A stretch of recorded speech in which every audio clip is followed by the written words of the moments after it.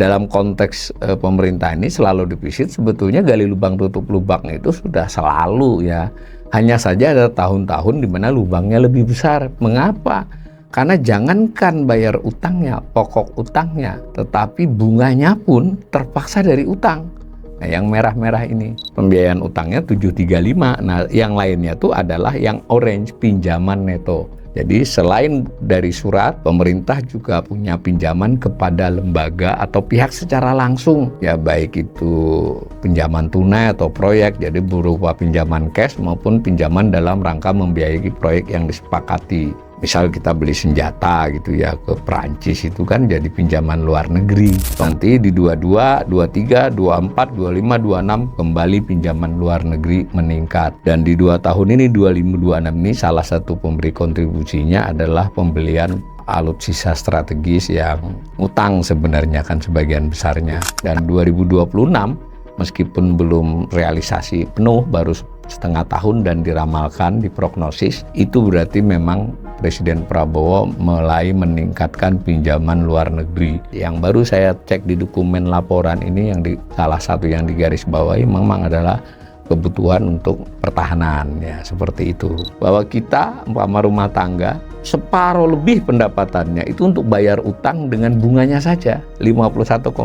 Tahun ini membaik, tapi hampir separuh juga, masih 46,20.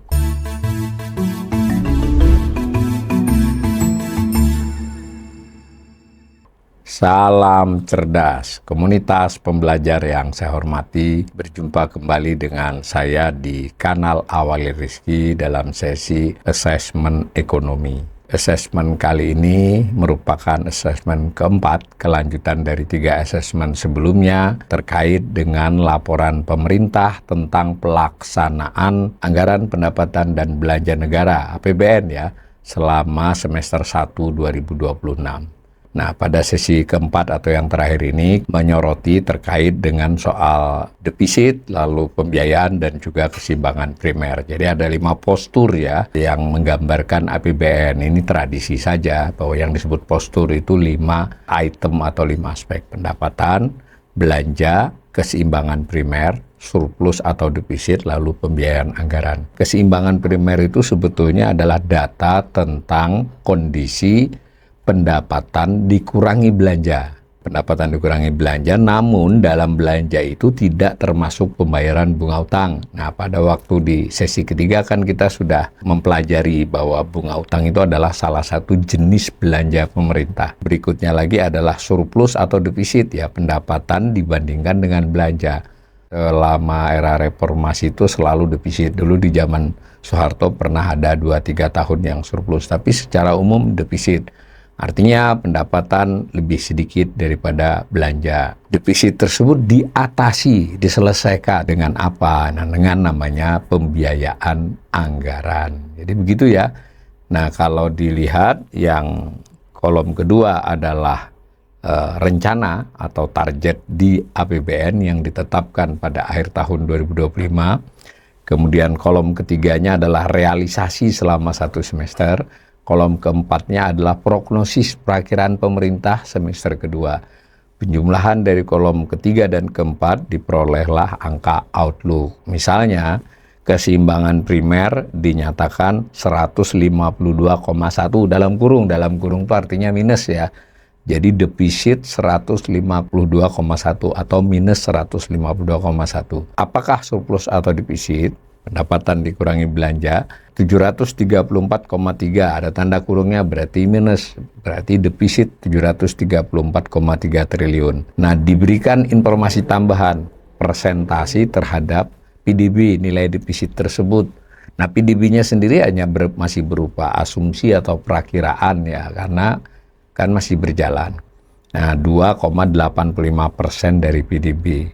Nah, pembiayaan anggaran sementara karena dimaksudkan mengatasi defisit ya nilainya sama, 734,3 triliun. Nanti dalam realisasi mungkin ada perbedaan. Lebih sering perbedaannya pembiayaan anggaran melebihi defisit.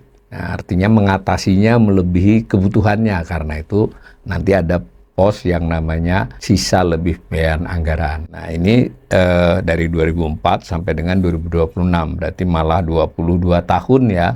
Yang saya tandai merah itu berarti nilainya minus. Tadi kan minus 152,10. Outlook-nya ya, Outlook 2026. Tahun lalu realisasi sudah dilaporkan di keuangan pemerintah pusat, itu nilainya 155,94. Defisit juga negatif. Nah, tidak selalu defisit, ada tahun-tahun yang biru itu berarti surplus. Apa artinya keseimbangan primer surplus dan minus ini, surplus dan defisit ini? Kalau defisit artinya seluruh pembayaran utang, baik itu pelunasan pokok utang yang masuk dalam postur pembiayaan maupun pembayaran bunganya itu dengan menggunakan utang baru. Kalau defisit, kalau dia pendapatannya lebih sedikit dari belanjanya, tentu dia hanya bisa menyicil utang dengan utang baru, karena kan nggak ada lagi pendapatannya habis. Nah, dalam konteks pemerintah ini selalu defisit, sebetulnya gali lubang tutup lubang itu sudah selalu ya. Hanya saja ada tahun-tahun di mana lubangnya lebih besar. Mengapa? Karena jangankan bayar utangnya, pokok utangnya, tetapi bunganya pun terpaksa dari utang. Nah, yang merah-merah ini. Dengan sendirinya di berbagai kajian, buku teks tentang kesinambungan utang dalam jangka panjang. Artinya apakah aman tidak aman, tapi jangka panjang, bukan jangka setahun 2 tahun ya. Itu antara lain ditandai oleh keseimbangan primernya itu surplus. Bahkan yang bagus itu surplusnya sekurang-kurangnya setara dengan bunga. Ya, jadi seluruh bunga dibayari dengan pendapatan. Karena itu keberlanjutan fiskal yang bagus itu antara lain ditandai dengan keseimbangan yang surplus dalam jumlah yang definitnya adalah bunga utang pada tahun yang bersangkutan. Nah, kondisi kita jauh dari itu ya, terutama sejak 2012. 2023 ada windfall sehingga kita masih surplus. Ya, kita juga kadang-kadang kurang paham ya ketika pemerintah menjelaskan tentang tingkat amannya utang, keberlanjutan utang. Selalu saja yang disebut rasio utang atas PDB itu hanya salah satu, ini salah dua, salah tiga, salah empatnya banyak ya yang menjadi ukuran. Ini kita tidak bagus. Di sesi kedua dan ketiga maupun di sesi pertama overview kita, itu kita sudah melihat bahwa pendapatan selalu lebih sedikit dari belanja. Ini data 2004 sampai dengan 2026, yang biru itu menyatakan nilai nominal dengan skala di sebelah kiri ya. Kiri itu jadi di tahun 2025 lalu itu defisit 670,34 triliun. Nah, sedangkan di tahun yang berjalan ini pemerintah sendiri yang melakukan outlook perakiraan itu kita nanti akan defisit 734,30 triliun. Ini melebihi dari rencana semula yang hanya 691 kalau tidak salah. Rasio atas PDB itu di orange, meskipun PDB-nya baru perkiraan untuk 2026 itu diperkirakan 2,85%. Yang sudah kejadian realisasi adalah di tahun 2025, 670,34 dibandingkan dengan PDB yang kurang lebih 23.821 triliun itu dipresentasikan adalah 2,81%. Nah, batas yang diperbolehkan oleh Undang-Undang Keuangan Negara adalah 3%. Jadi ini sudah sangat mendekati.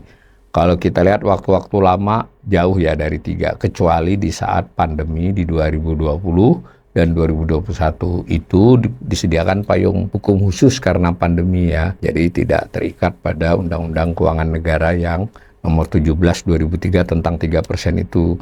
Pada tahun 2020-21 sebenarnya 2022 diberi kelonggaran untuk lebih dari 3%. Nah, realisasinya min 6,14 dan min 4,57. Tapi di 2022-nya bahkan hanya sekitar 2,3 ya, menjadi sangat baik. Dari penglihatan ini, era Presiden Prabowo 2 tahun langsung gaspol gampangannya kan begitu ya. Gaspol defisitnya 670, rasionya 2,81%. Gaspol lagi di tahun 2026 berjalan ini kelihatannya 734,30, rasionya 2,85. Persoalan ada oil shock, ada geopolitik kan di 2026, 2025 kan enggak. Artinya memang kebijakan fiskal pemerintah yang ngegas belanja, pendapatannya tidak nututi, tidak mengimbangi ya seperti itu. Dan di belanja tersebut Kita semua sudah tahu ada MBG, ada beberapa program prioritas, ada pembelian alutsista yang melebihi tahun-tahun sebelumnya, ya itu kan menambah belanja. Sementara pendapatannya justru turun di 2025. 2025 cukup baik, pendapatannya meningkat, bisa dikatakan normal kembali, tetapi belanjanya masih gaspol, akibatnya ya defisitnya masih lebar. Ini pun sebetulnya sudah ada upaya di bulan Mei, Juni kemarin untuk mengurangi lagi. Nah, kita tidak tahu, mestinya outlook yang prognosis semester 2 kan sudah disertai rencana mengurangi beberapa belanja. Tetap saja belanjanya melesat, akibatnya defisit ya. Defisit itu dibiayai oleh pembiayaan anggaran. Nah, 2026 yang berjalan ini karena defisitnya 734,3 yang orange itu minus ke bawah, akan diatasi atau dibiayai atau ditutupi dengan pembiayaan 734,3. Outlooknya, rencananya, rencana realisasi. Nanti kalau sudah terjadi berdasarkan gambar ini, umumnya yang biru pembiayaan anggaran realisasi itu melebihi defisit yang terjadi. Nah, misal 2025 defisitnya hanya 670,34 triliun, tetapi pembiayaan anggaran yang diperoleh itu 742,73. Berarti kan selisihnya kurang lebih 72 triliun. 72 triliun itu ya kelebihan berutang, gampangannya begitulah. Itu disebut sisa lebih pembiayaan anggaran. Keseluruhannya disebut pembiayaan anggaran. Ternyata memang sejak tahun 2012 ya, jadi ini belum lama ya, artinya tidak dari awal seperti ini cara menyajikannya. Cara menyajikan beberapa tahun ini dari 2012 ada model penyajian, ada tambahan-tambahan sedikit, tapi secara umum pembiayaan itu ada yang disebut dengan pembiayaan utang, ada yang disebut pembiayaan investasi, ada pemberian pinjaman, ada kewajiban penjaminan, ada pembiayaan lainnya. Dahulu dikenalnya A dengan B saja yang satu pembiayaan utang, selain itu disebut pembiayaan non-utang. Pembiayaan utang itu prinsipnya adalah utang bersih yang diperoleh pada tahun bersangkutan. Kenapa disebut utang bersih atau neto? Karena sebetulnya itu sudah penarikan utang baru dikurangi pembayaran utang lama setahun itu. Pembayaran utang lama itu kalau SBN, surat berharga negara, ya jatuh tempo dilunasi, dibayar ya. Kalau dia berupa pinjaman, cicilan, dia juga dibayar, pembayaran cicilan pokok. Tetapi pengertian pembiayaan itu dalam prakteknya tidak selalu bersifat untuk mengatasi defisit. Penerimaan, defisitnya dibayari dengan penerimaan ini. Tapi ternyata di antara pos pembiayaan itu ada juga yang bersifat pengeluaran, tapi bukan belanja. Kalau belanja itu pengeluaran yang habis gitu ya, tidak menimbulkan hak lah di kemudian hari. Beli barang ya tergantung umur barang itu, kalau dia kurang dari setahun disebut belanja barang, kalau dia lebih dari setahun ya belanja modal. Barang ini barang dan jasa ya. Dan ada juga belanja yang sifatnya langsung habis juga, subsidi kah dan sebagainya. Tadi kalau utang bersifat pengeluaran kan ada pembayaran cicilan utang tadi kan pengeluaran. Tapi menarik utang baru pemasukan. Nah, selisihnya adalah pembiayaan utang neto. Nah, ini ada paling atas itu. Nah, utang neto ini bersifat menerima meskipun utang ya, tapi bukan pendapatan. Nah, di antara yang soal tidak terkait utang, nah ternyata pemerintah investasi kepada BUMN dan badan layanan umum. Investasi kepada lembaga atau badan lainnya kan pemerintah suka buat badan atau badan-badan yang sudah ada memerlukan tambahan modal. Ada juga ke lembaga internasional, kita menjadi anggota beberapa lembaga internasional, itu ada kewajiban untuk bayar semacam yuran pokok ya, simpanan jadinya. Jadi itu adalah penyertaan modal. Nah, lalu ada juga dari yang diinvestasikan tapi jangka pendek dikembalikan gitu. Terutama di saat-saat Covid kemarin banyak yang investasi jangka pendek, tapi di 2020 juga mulai lagi. Lalu yang C ada pemberian pinjaman. Pemerintah itu bisa memberikan pinjaman kepada BUMN. Jadi bukan penanaman modal. Kalau penanaman modal dia masuk ke BUMN atau ke BLU atau lembaga manapun, lembaga negara, selain kementerian lembaga ya, karena kementerian lembaga itu masuknya ke dalam catatan pemerintah pusat. Kalau ini yang seperti BI, OJK, BPJS dan sebagainya, ini bisa saja pinjaman. Kalau ke BI hampir jarang ya, tapi ini kepada yang membutuhkan bisa kan. Lalu nanti kan ada pengembalian lagi karena dia tidak belanja. Nah, itu dicantumkan dalam pemberian pinjaman. Lalu pemerintah ini di tahun-tahun tertentu kadang melakukan kewajiban penjaminan. Misal dulu pernah PLN berutang, itu ada penjaminan, harus dicantumkan pengeluaran untuk menjamin itu. Ini kebetulan tidak ada tahun 2026. Nah, lalu ada pembiayaan lainnya. Pembiayaan lainnya ini yang paling menarik sebetulnya. Dulu beberapa posnya, misal ketika pemerintah menjual asetnya, kan menerima duit. Itu kan berarti kan itu termasuk pembiayaan lainnya. Penjualan barang milik negara. Tetapi yang paling sering isinya adalah pemakaian saldo anggaran lebih. SAL ya, kita udah mulai akrab ini pemirsa dengan SAL. Kalau dia dipakai sebagai bagian dari APBN, bukan yang pindah-pindah rekening saja, itu harus dicatat. Nah, jadi pembiayaan lainnya ini kebanyakan berasal dari SAL yang dipakai pada tahun yang bersangkutan. SAL berarti adalah akumulasi silpa di tahun-tahun sebelumnya. Mari kita lihat beberapa item ini. Pembiayaan anggaran yang biru, nah itu dirinci menjadi pembiayaan utang dan non-utang. Jadi yang 4 yang lain tadi, investasi, pinjaman, lainnya dijadiin satu ya, diambil netonya. Yang B, C, D, E digolongkan sebagai non-utang. Sedangkan totalnya pembiayaan anggaran tadi sama dengan slide sebelumnya. Nah, kalau kita lihat begini, yang orange adalah pembiayaan utang, yang hitam adalah pembiayaan non-utang, yang orange pembiayaan utang ya. Kalau kita lihat di tahun-tahun belakangan ini, mulai dari 2015 ke sini, itu hampir selalu terjadi pembiayaan utang lebih besar daripada pembiayaan anggaran. Artinya selain defisit, sebetulnya ada pengeluaran lain di pembiayaan, yaitu di pembiayaan non-utang.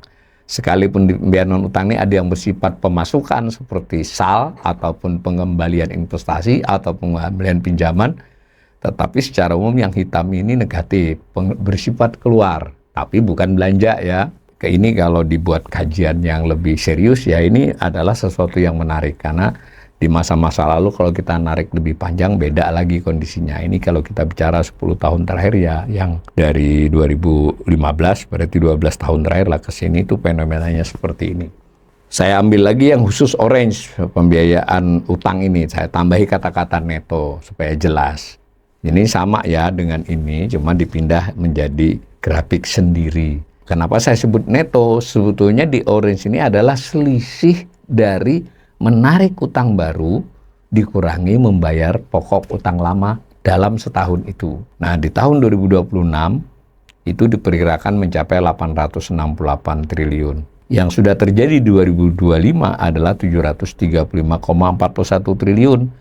Nah, ini perkembangannya. Kelihatan kan pada tahun 2020, 2021 saat pandemi memang kita butuh banyak utang karena pendapatan sedang longsor, sementara belanja meningkat untuk menangani pandemi maupun pasca pandemi. Bahkan masih berlanjut sampai 2022. Menurun, tapi pelan-pelan 24, 25, 26 kembali tinggi. Dan 26 ini setara dengan 2021 bahkan. Meskipun secara nilai rupiah ya memang ada pelemahan, tapi ini luar biasa ya gambar ini, bahwa trennya pembiayaan utang neto meningkat. Jadi sekurang-kurangnya kalau tidak ada faktor lain, tidak ada faktor pelemahan kurs, ya utang tuh bertambah senilai ini setiap tahun. Nah, makanya secara akumulasi posisi utang meningkat. Jadi kalau kurs pada 31 Desember 1 tahun, kemudian di tahun berikutnya sama, maka utang-utang yang berdenominasi valuta asing kan tidak berubah. Maka nilai tambahan utangnya segini. Tapi kalau rupiah melemah, itu ya ada selisih yang menambahi tambahan utang. Kalau menguat ya mengurangi, tapi jarang ya, lebih sering melemah. Ini namanya pembiayaan utang neto. Nah, pembiayaan utang neto itu terdiri dari 2 kelompok, SBN neto dan pinjaman neto, karena jenis utang pemerintah itu 2 dalam konteks pembiayaan ya. Dalam konteks pembukuannya ada ya utang-utang yang utang subsidi, utang bunga lain. Ini utang khusus yang untuk mengatasi defisit tadi. Ada SBN, jadi itu adalah utang yang berupa pernyataan di kertas, meskipun kadang sekarang tidak ada kertasnya lagi, tapi anggap aja itu kertas surat kan. SBN neto artinya adalah pada tahun tersebut berapa yang diterbitkan surat utang baru dikurangi yang dilunasi tahun itu. Itu SBN neto yang biru. SBN neto di 2025 itu 639,27 triliun. Tadi kalau di atas pembiayaan utangnya 735. Nah, yang lainnya itu adalah yang orange, pinjaman neto. Jadi selain dari surat, pemerintah juga punya pinjaman kepada lembaga atau pihak secara langsung. Ya baik itu pinjaman tunai atau proyek, jadi berupa pinjaman cash maupun pinjaman dalam rangka membiayai proyek yang disepakati. Misal kita beli senjata gitu ya ke Perancis, itu kan jadi pinjaman luar negeri. Pemerintah juga di beberapa tahun pinjam ke dalam negeri, terutama ke Bank Himbara, mungkin membiayai proyek infrastruktur di masa-masa tertentu atau kebutuhan lain. Nah, diberi pinjaman oleh Bank Himbara, dicatat sebagai pinjaman dalam negeri. Nah, yang orange ini menunjukkan netonya, penarikan utang baru, pinjaman baru dikurangi pelunasan pinjaman lama, dalam maupun luar negeri. Jadi kalau dilihat begini, memang andalannya adalah SBN ya. Tapi lihat, yang orange di masa-masa lalu, di 2017, 19, 21, bahkan memang dulu ada tekad ya, ada tekad membuat pinjaman itu malah plus. Plus itu artinya narik utang barunya lebih sedikit dibandingkan bayarannya, di perlahan-lahan pinjaman akan berkurang. Sekurang-kurangnya stuck ya. Itu dulu strategi fiskalnya, berlangsung mungkin 5-6 tahun di era Sri Mulyani, di era Jokowi. Tetapi nggak tahan ketika terjadi pandemi 2020. Mau nggak mau pinjaman luar negeri bertambah lagi. Sempat terkendali 21. Nanti di 22, 23, 24, 25, 26 kembali pinjaman luar negeri meningkat. Dan di 2 tahun ini, 25, 26 ini salah satu pemberi kontribusinya adalah pembelian alutsista strategis yang utang sebenarnya kan sebagian besarnya. Utangnya berupa pinjaman luar negeri ya. Sebagiannya bersifat belanja, utang dibelanjakan. Jadi yang cicilan nanti lain lagi. Jadi bedakan ya, ngutang tapi di catatan belanja pembayarannya adalah belanja. Nah, itu orange itu. Begitu juga dengan beberapa proyek-proyek strategis yang membutuhkan utang ya luar negeri, tapi bukan dari SBN. Berarti dia lebih bersifat pinjaman proyek ya. Ini saya pisah aja ini, yang orange ini saya pindah ke sini, tapi gambarnya biru sayangnya, harusnya tadi orange. Perhatikan kan, ini yang saya bilang negatif-negatif ini pada tahun yang bersangkutan menarik utangnya lebih sedikit dari membayarnya. Tetapi sejak 22 sampai 26 ini selalu menariknya lebih banyak dibandingkan membayarnya. Maka posisi pinjaman luar negeri neto itu bertambah senilai ini. Tapi tambahan ini karena rupiah, sebagian tambahan juga karena perubahan kurs ya. Ini faktanya, ini fakta yang sangat menarik. Dan 2026 meskipun belum realisasi penuh, baru setengah tahun dan diramalkan, diprognosis, itu berarti memang Presiden Prabowo mulai meningkatkan pinjaman luar negeri. Tentu menarik untuk kita cek dalam rangka apa pinjaman luar negeri yang meningkat. Yang baru saya cek di dokumen laporan ini, yang salah satu yang digarisbawahi memang adalah kebutuhan untuk pertahanan ya, seperti itu. Dengan gambaran pembiayaan utang neto tadi, yang terdiri dari SBN neto maupun pinjaman neto, di pinjaman ini yang paling banyak adalah pinjaman luar negeri, itu kan menambah utang setiap tahunnya. Tetapi kalau kita lihat posisi utang bertambah, ternyata tidak hanya sekedar karena pembiayaan utang neto, meskipun relatif kecil, dia bisa terjadi karena perubahan kurs. Misal di 2024 dengan 2025 ya, nanti 2026 kita perkirakan. Sebetulnya pembiayaan utang netonya itu hanya di kisaran 800 tadi, 700 berapa. Tetapi karena kurs di 31 Desember 2025 itu 16.720, sementara di 2024 kalau saya tidak salah 16.400 berapa ya, selisih itu melemah terhadap si utang-utang yang sebelumnya yang palas. Maka tambahan utangnya menjadi 825, dari 8.813 menjadi 9.638.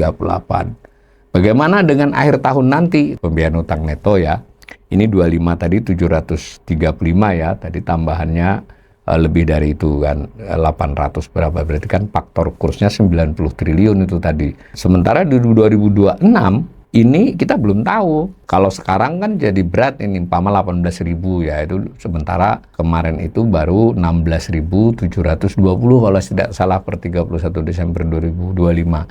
Maka faktor kurs ini bisa sampai 100-an 20 triliun, bisa jadi segitu, 120, 130. Kalau konservatif ya 100. Pembiayaan utangnya 868. Berarti kan ketambahan utang 120 atau 130 dengan 8 hampir 1000, ya antara 950 sampai 1000.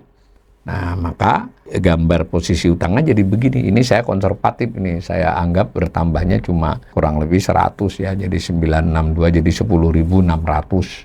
Tadi kan 886. Saya anggap tambahan karena kursnya cuma 100. Jadi dia 10.600. Tapi kalau kursnya misalnya 18.2 jadi beda lagi ya. Tapi tadi saya baca-baca sudah ada perkiraan nanti di akhir tahun bisa mengarah ke di bawah 18.000. Ya mudah-mudahan, karena dalam sisi utang itu signifikan ya. Ya 20-30 triliun. Nah ini kalau dibandingkan dengan Desember 2005 kan jauh. Inilah posisi utang kita nantinya. Ini posisi utang tidak disajikan ya di laporan semester itu. Tapi saya kemudian mengolahnya kan karena ada informasi tentang pembiayaan utang neto. Sedangkan informasi kurs kan kita bisa cari. Sehingga saya buat grafik ini. Begitu juga dengan ini, tidak disebutkan rasio utang atas PDB karena utangnya tidak disebut. Dari tadi utang yang kurang lebih 10.600, kemudian PDB-nya berapa? Ya, saya lihat dari asumsi di laporan itu. Nggak ada juga angkanya, tapi bisa dihitung. Hitungnya bagaimana? Nah, misal tadi defisitnya tadi 734 triliun itu adalah 2,85 ya, tinggal pakai matematika SD kan. 100 dibagi 2,85 kali, nah dapatlah nilai PDB. Nah pakai PDB itu maka rasio utang di akhir tahun nanti jika benar 10.600 dan jika benar asumsi PDB-nya laporan semesteran itu, maka kita akan menuju 41,14%. Kalau kita konservatif ya mungkin di 41 ya, 41,14%. Informasi tentang pendapatan negara ya yang mencapai 3.208. Nah, utang yang 10.600 dibagi dengan pendapatan yang 3.208 tadi perakiraannya, ya, maka rasionya 330 lebih baik dari rasio di 2025. Beda ya, kalau PDB lebih buruk nih. Kalau yang terhadap pendapatan karena kinerja pendapatan yang kita bahas di sini cukup baik di 2026, maka rasio utang atas pendapatan negara punya tren menurun di 2026. Di 2025 sudah tinggi banget tuh, 348,57%. Jadi utang kita dibandingkan pendapatan kita itu 3,5 kali lipat ya. Sebetulnya tadi kan kita tahu pembiayaan utang neto itu adalah penarikan utang baru dikurangi pembayaran pokok utang. Kedua-duanya tidak diberi informasi kita. Dan ini salah satu kritik saya. Tetapi ada sebetulnya informasi itu, tetapi setahun sekali adanya di laporan keuangan pemerintah pusat, LKPP. Jadi LKPP itu kan melaporkan antara lain realisasi APBN selama setahun. Dilaporkan 31 Maret untuk di audit BPK. BPK menyelesaikan sampai akhir Mei, diserahkan Juni atau Juli. Nah yang kemarin itu diserahkan awal Juli ya. Nah, sebetulnya sudah jadi barang publik, tapi untuk publik luas belum beredar ya, tapi untuk publik lebih terbatas sudah diaudit. Nah, saya dapat itu angkanya begitu. Dari situ kita bisa dari LKPP. Tetapi diolah juga karena ada item-item misal pembayaran SBN yang dilunasi, ada juga informasi tentang pinjaman dalam negeri yang dilunasi, ada juga informasi pinjaman luar negeri yang dilunasi kan kita jumlah gitu. Ada info tentang penerbitan SBN, nah kita olah. Nah maka dari mengolah itu saya dapat penjumlahan 1.648,48 triliun sebenarnya utang yang ditarik di tahun 2025 itu. Tetapi tadi utang netonya kan nggak sampai tuh, utang netonya hanya 730-an kan. Informasi tentang pembayaran pokok juga tidak tersedia secara mudah ya dihitung dari tabel-tabel yang ada di LKPP, dapat angka 913,07 triliun.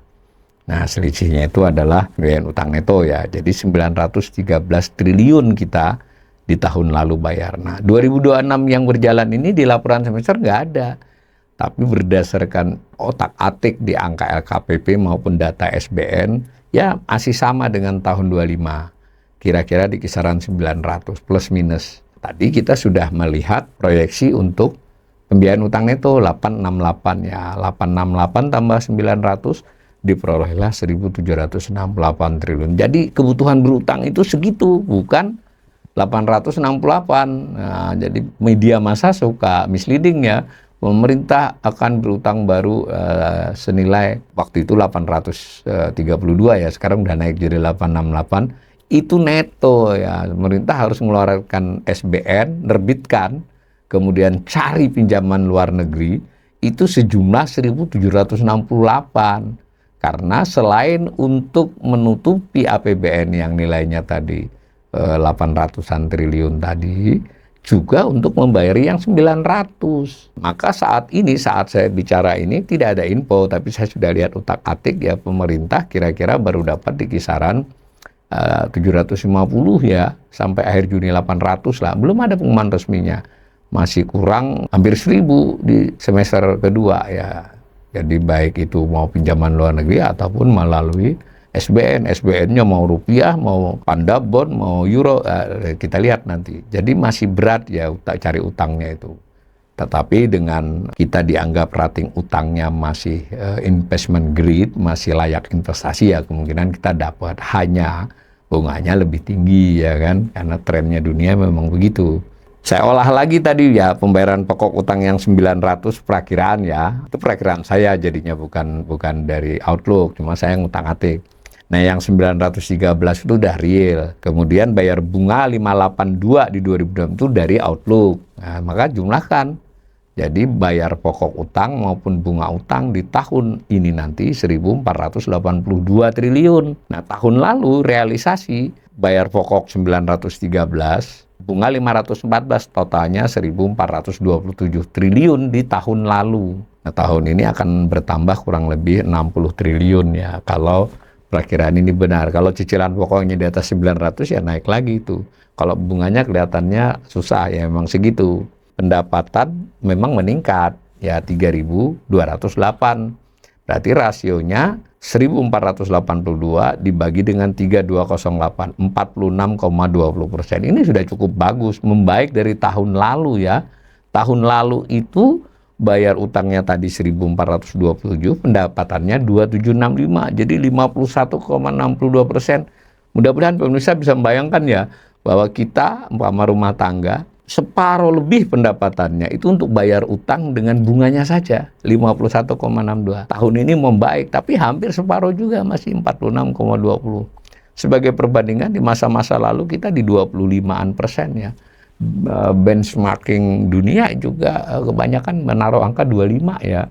Dan kalau secara kita berutang ke bank, kalau Anda sudah sampai 30%, pasti nggak diutangi ya. Kalau di bawah 30, dipertimbangkan. Kita kemungkinan bisa diberi utang ketika beban DSR, namanya kan debt service ratio kita, di kisaran 20 atau kurang. Ini fakta ya. Dan pemerintah tidak terlalu sering, bahkan jarang ya mengemukakan ini untuk indikator utang. Indikator utang selalu rasio utang atas PDB tadi. Nah, kemudian khusus bunga. Nah, khusus bunga ya kan tinggal dihitung bunga 582 dengan tadi kemungkinan pendapatan 3.208, rasionya 18,15. Juga lebih baik dibandingkan 2025 kalau terwujud ya. 2025 18,60. Rasio ini juga di atas best practices yang diakui ya, 7-10% kalau oleh IMF. Tetapi kemarin tuh SNP mengemukakan batas 17. Nah, saya di Twitter saya dibantah oleh orang yang paham data juga. Enggak, kata dia, di SNP itu enggak sama dengan saya hitungannya. Sebenarnya saya bukan hitungan saya, kan saya pakai. Tapi saya cek, tapi di Twitter saya tidak terlalu melayani karena biar saja, biar sama-sama belajar. Itu ternyata si SNP, kalau saya, ya betul SNP kalau tidak salah, itu cara menghitungnya adalah general government. Kalau ini adalah central government ya. Nah, sementara pemerintah daerah itu bayar bunganya relatif kecil kan, mereka berutangnya ke pemerintah pusat, tipis lah utangnya, bunganya. Tetapi pendapatannya daerah di luar yang transfer dari pusat itu dihitung sebagai pendapatan, karena itu rasionya lebih rendah dari ini. Waktu itu saya dibilang belum sampai 17, mengapa saya sudah bilang 18,60. Dia bilang menurut SNP baru 17, ternyata di SNP itu general government. Ya silakan saja pemirsa, yang penting konsisten. Ini saya pakai pembayaran bunga utang atas pendapatan negara dalam konteks APBN pemerintah pusat. Tetap ini sangat rawan. Itu ya. Nah, maka saya simpulkan secara umum sebagai penutup sesi keempat dari keseluruhan asesmen terhadap laporan semester 1 APBN. Jadi defisit meningkat dari rencananya hanya 689 menjadi 734.